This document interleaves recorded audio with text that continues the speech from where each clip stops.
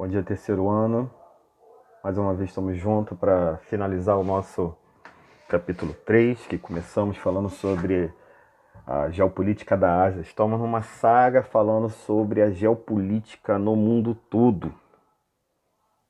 E importante agora a gente falar um pouquinho, relembrar o continente asiático, pois é um continente onde a religião, fontes energéticas, conflitos entre povos sem pátria, estão no auge desses conflitos. Então é importante que a gente pense em todos os caminhos difíceis que o Oriente Médio ele vai encontrar a paz, né? Os caminhos mais difíceis, pois ali o Oriente Médio é uma estrutura muito arcaica e uma estrutura onde a desigualdade social também é muito grande. Dentro ali das questões da geopolítica da Ásia, é importante a gente caracterizar o movimento sionista, né? Que foi o movimento que fez com que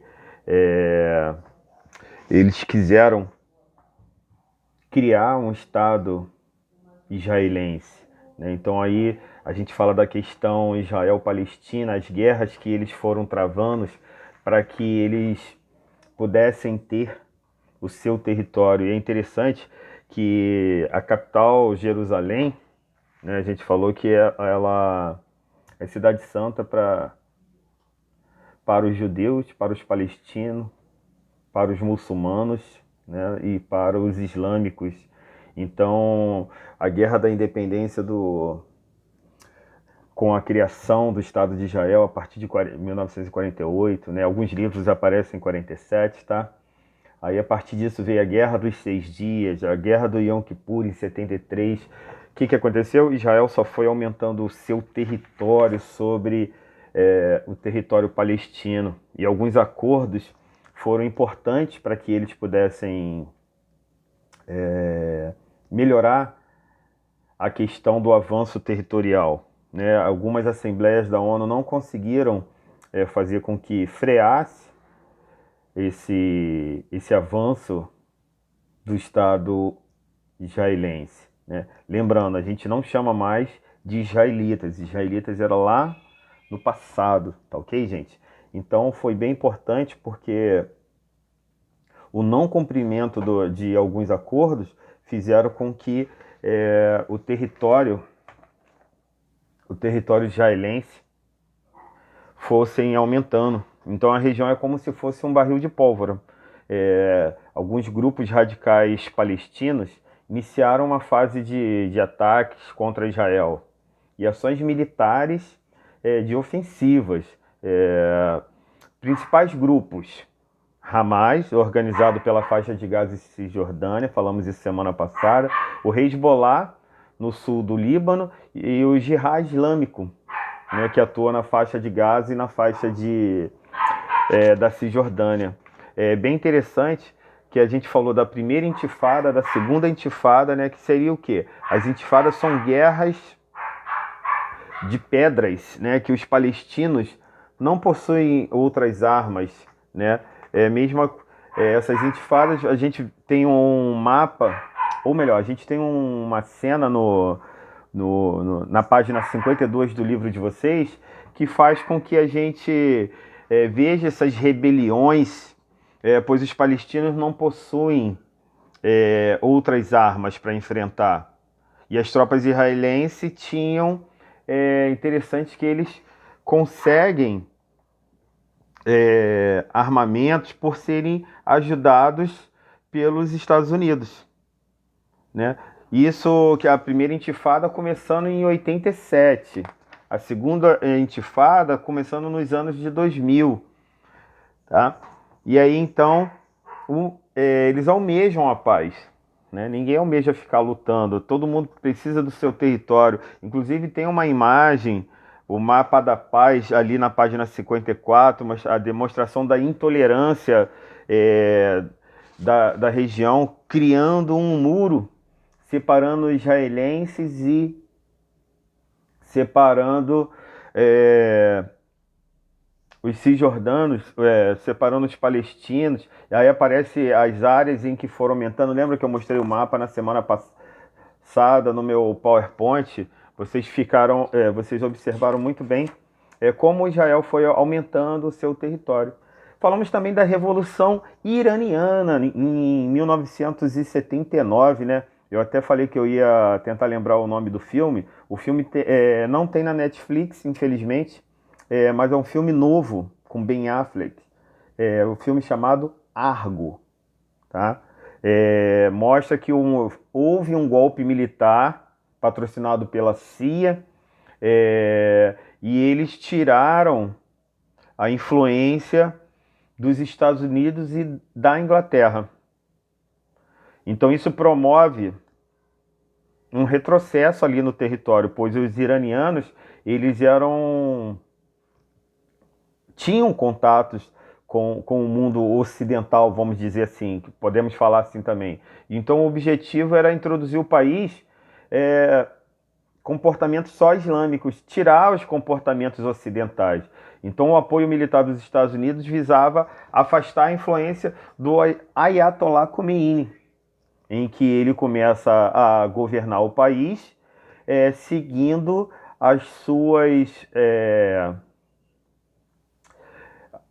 influências islâmicas da sua religiosidade, né? Então aí a gente fala que eles passam a ser governados pelos costumes e tradições do islamismo.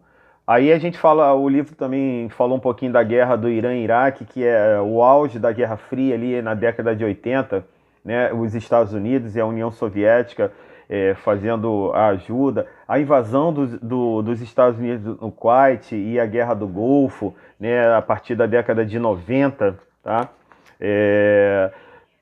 Ficou a gente até vê em filmes que as operações eram chamadas de tempestade no deserto, tá?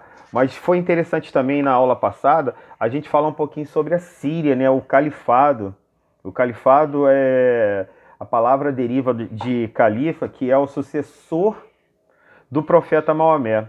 Então trata-se de uma estrutura em que o governo é caracterizado por uma monarquia islâmica, em qual é aplicada a lei islâmica, né? E esse califado é bem importante que eles perpetuam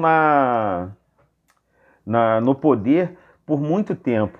E aí, quando a gente fala sobre a Síria, a gente fala sobre a Primavera Árabe, que foi uma alusão à Primavera dos Povos, né? A Síria, em 2011, ela tem uma onda de protesto pró-democracia, pró-liberdade de expressão, pró-liberdade de mais autonomia para outros acessarem o governo, melhoria de condições de vida, não só para os xiitas e sunitas, tá? Eles queriam uma melhoria para toda a população. Então foi um ataque contra os regimes ditatoriais. Começa na Síria e vai se espalhando para a Líbia, vai se espalhando para o Egito, tá bom?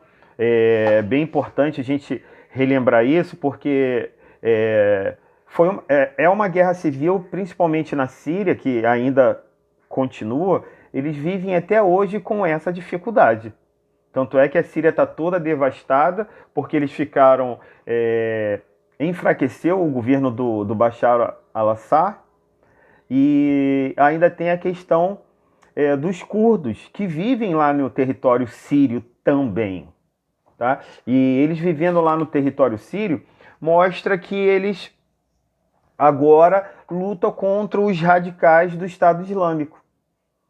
Né? Cheguei até a comentar com vocês que, embora a Síria não tenha compactuação com os Estados Unidos, mas os Estados Unidos ajudam armando o povo curdo para lutar contra o Estado Islâmico, que vai devastando todo o território sírio, o território iraquiano. Tá? E aí então os Estados Unidos foram ajudar, mas ajudaram os curdos, que são contra o regime também do Bashar al-Assad. É muito complicado falar dessa situação deles, pois os sírios enfrentam tanto o Estado Islâmico contra o governo ditatorial há mais de 70 anos da família Assad. Aí falamos um pouquinho também do Afeganistão, né? Aí lembramos do Osama Bin Laden, lembramos do atentado do 11 de setembro, que os Estados Unidos também vai invadir o Afeganistão atrás do Osama Bin Laden, pois ele foi o grande mentor do atentado do 11 de setembro. Finalizamos o capítulo falando sobre a Coreia, né, a Península Coreana. Lembrando que a Coreia, uma parte ficou dividida. A Península Coreana, da parte norte, continuou sendo ajudados pela China e pelos soviéticos.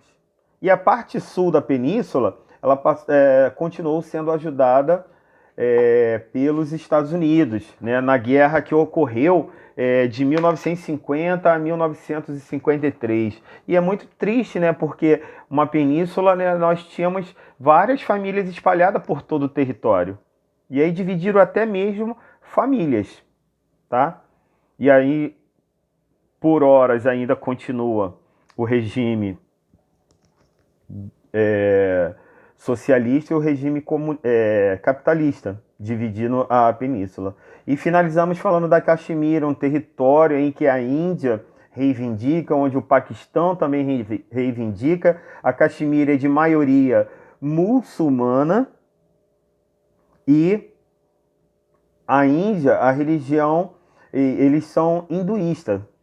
Então eles alegam que aquele território pertence a eles, assim como o Paquistão também alega que o território pertence a eles. E aí a gente até chegou a falar que, fazendo uma comparação dos dias de hoje com os dias de Mahatma Gandhi, né, ele lutou pela independência do país, com regimes não violentos, protestos não violentos, e hoje a Índia, ela, assim como o Paquistão, alegam que tem armamento nuclear pronto para usar se houver uma disputa física, militar, pelaquele território. Então a gente corrigindo agora os exercícios, tá, gente? A gente relembra um pouquinho mais os conceitos que nós trabalhamos e aí a gente verifica mais um pouquinho o aprendizado de vocês, tá bom? Guardo vocês daqui a pouco.